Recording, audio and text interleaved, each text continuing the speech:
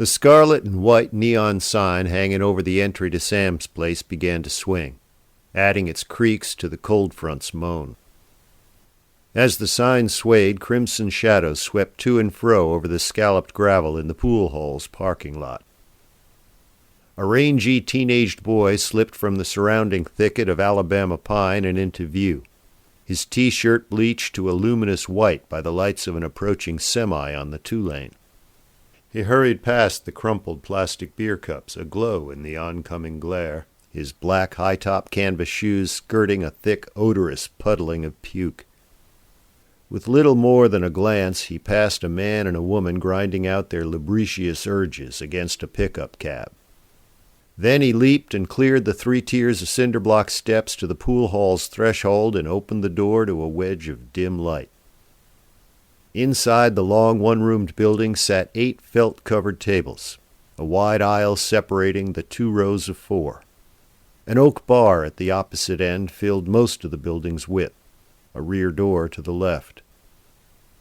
Multicolored neon beer lights clung to the rear wall, bubbling and flashing, indifferent to all else.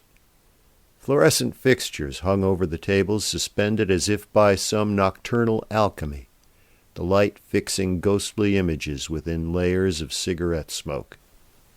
A lanky man, shirt-tail out, leaned on his pool cue at the nearest table. Opposite him stood a short, bald man named Wilson, his dress shirt stained yellow at the armpits, its buttons straining to contain a drooping gut. A woman named Noxanne, her sweatshirt pushing "I heart Bama" to the world, muttered irritably and glanced to Wilson.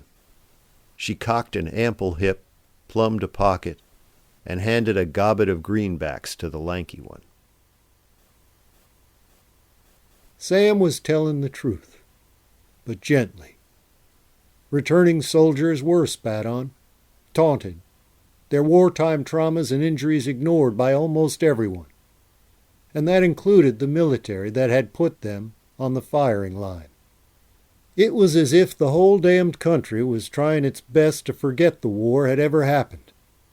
The nebulous cloud of collective guilt born from that Asian adventure seemed to color everything about life in the U.S. back then. At home again, but locked into their separate hells, ex-soldiers drank, smoked, and injected themselves into altered states in order to maintain the isolation they desperately needed to come to grips with a life of peace. Still, they held their heads high when they could manage it, as if the war's outcome hadn't mattered to them anyway, as if the ones with draft deferments and their consequent good jobs and contented families didn't count for much, as if the nightmares, the night sweats, the moods were a part of everyone's life, as if daily survival were the only right thing to these ex-soldiers' lives. Sam, though he'd tried not to think about the war and could hardly put words to it anyway, hadn't managed to evade such self-imposed estrangement.